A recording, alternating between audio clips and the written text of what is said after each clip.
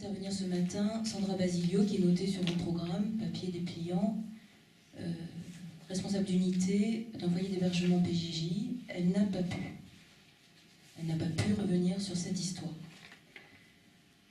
Je supervise cette équipe et j'ai considéré devoir essayer d'en écrire quelque chose.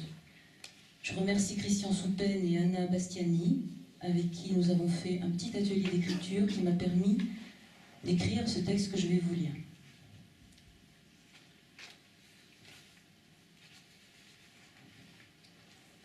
Toute l'équipe réunie a décidé de le flanquer au train. Il s'est débattu, mais rien ne pouvait plus se discuter désormais. Sur le quai, il secoue ses bras violemment et il disparaît. Les éducateurs désemparés appellent la directrice. Il est 18h30, le train passe et s'en va. Leur service prend fin après un lien téléphonique avec l'unité. Ils rentrent chez eux. À 19h30, on se met à table. La chef de service est malade, sinon elle serait venue aider l'éducateur qui est seul ce soir. La collègue est malade d'ailleurs aussi. Depuis quelques mois d'ailleurs, il y en a pas mal qui tombent. C'est depuis que l'unité a été décapitée. Bien sûr, ils ont mis en place une nouvelle direction, continuité institutionnelle, mais au jour même du changement, la guerre est entrée par ce trou ouvert.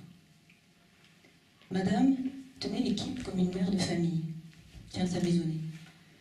Celle qui a remplacé est une directrice, mais ni un ventre, ni une tête.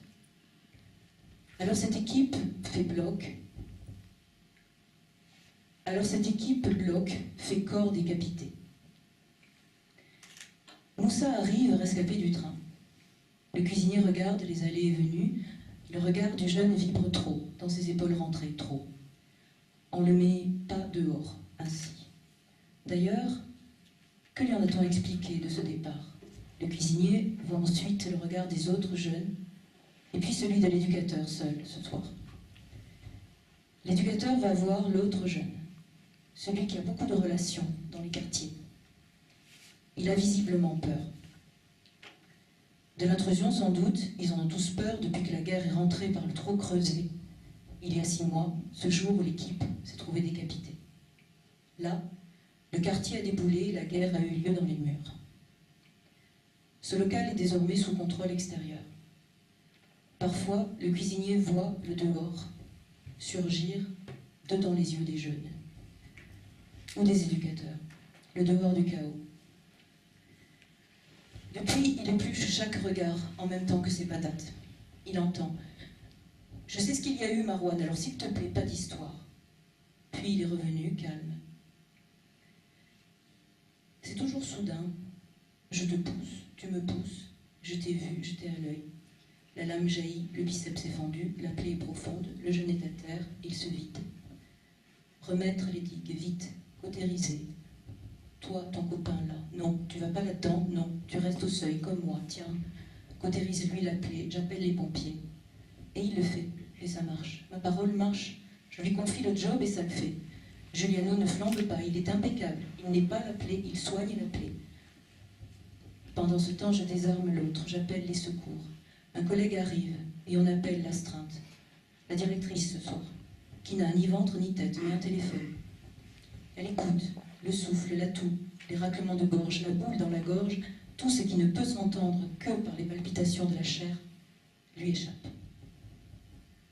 Ça s'est calmé? Oui. Les pompiers l'emmènent à l'hôpital, la police a embarqué l'autre en garde à vue. Ce petit bout de femme qui a fait l'école des cadres, mais qui n'a jamais été éducatrice, écoute. Parce que ça fait partie des choses que les cadres mettent dans leur agenda. Penser à écouter.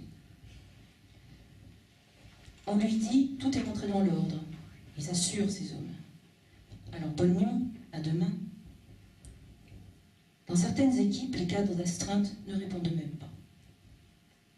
D'autres n'ont pas noté dans leur agenda, pensé à dire bonjour aux équipes. Celle-ci, oui. Mais elle n'a pas le ventre pour tenir l'équipe dans son giron. Et les voilà écorchés, errants, entre les saillies des couteaux à cran d'arrêt et des armes à feu qui circulent, désormais dans l'unité, depuis 6 mois. Far, far away from home. très très à l'ouest.